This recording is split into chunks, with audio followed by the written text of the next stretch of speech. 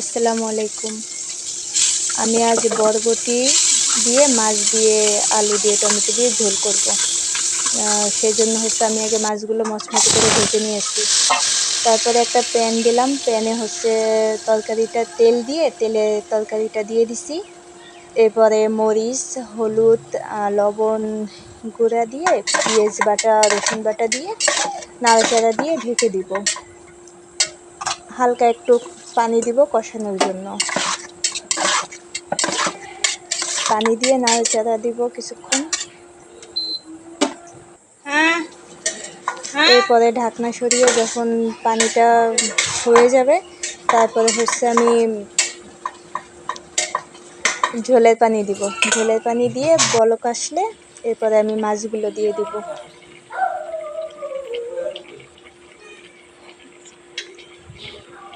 তো আমারই কথা লাগে তো সুস্থ বাসায় থেকে আমার কি উপকারটা করছে? আমার রান্না রেডি, সকালে খাওয়ার অনেক জন্য ঘুমাইতেছে নাকি? প্রস্তুত।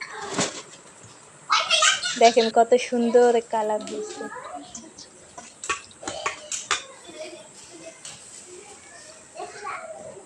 একবার রান্না করে দেখতে পারেন, খুব ভালো লাগবে।